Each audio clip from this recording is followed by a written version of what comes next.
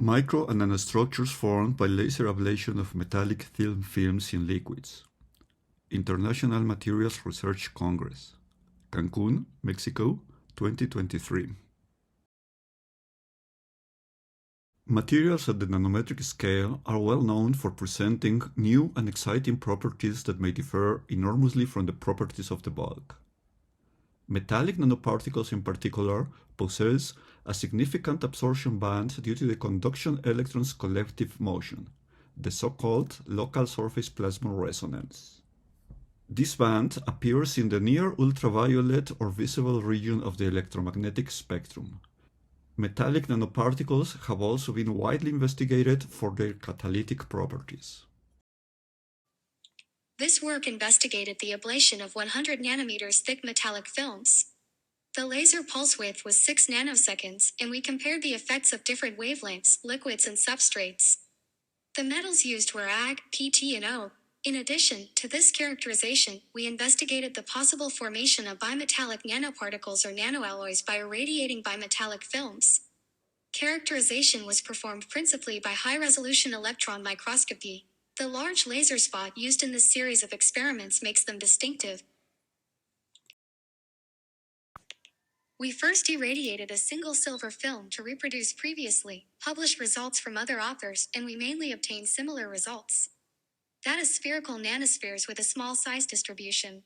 We found, additionally, that nanoparticles grew a bit more significantly when the liquid was ethanol than when it was water. Among the nanoparticles, we could identify some silver oxide ones.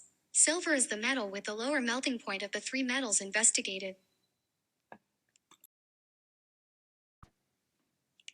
The irradiation of gold films resulted in unexpected structures only similar to the ones observed when the fluid used was supercritical CO2. These structures have been called nanocollars.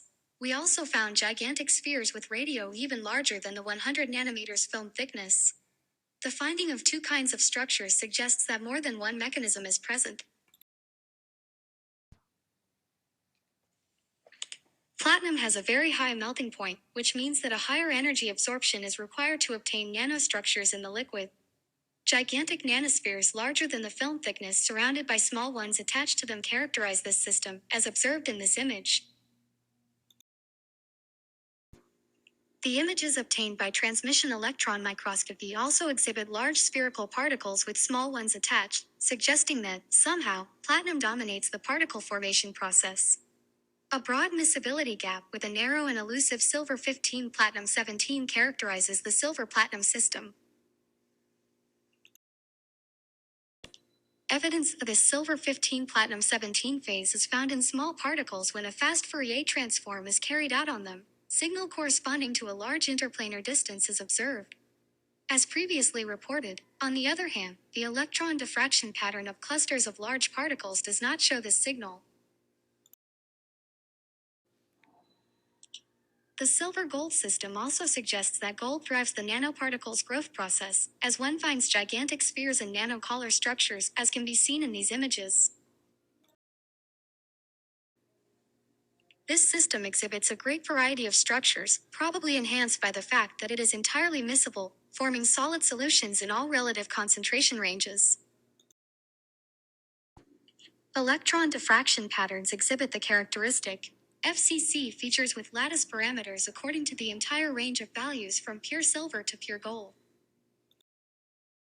To understand these results, solving the heat equation numerically to follow the system's temperature evolution is very useful.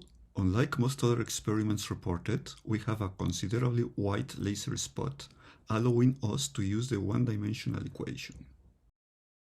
In this first example, a 6 nanosecond wide pulse deposits 90 millijoule per square centimeter on a 100 nanometer total silver and gold film. The maximum temperature reached is just the melting temperature of silver, which is considered to be the threshold condition to start off the ablation process. Note that the temperature in the water is well above its boiling temperature and lasts indeed for some microseconds. This feature indicates that the Euler equation for the fluid must be solved to correctly resemble the fluid's dynamic evolution, which is probably in a supercritical state. This second example is similar to the previous one, but with a platinum top layer. As the melting temperature of platinum is higher, a higher fluence is needed to reach its melting temperature, and therefore, the water also reaches a higher temperature for a longer time. Effects during superfluid states and cavitation have certainly still more great consequences. As final remarks, let us state that the calculated fluence threshold for the formation of nanostructures is higher than the one measured after correcting for the reflectance on the surface. The temperature in the liquid is well above its critical temperature and remains so for a long time.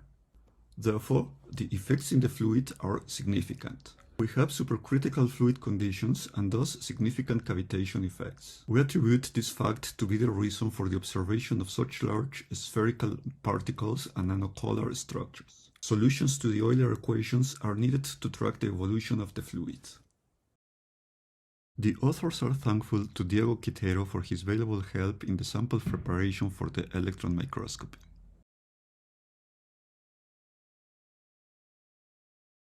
Thank you very much for your kind attention.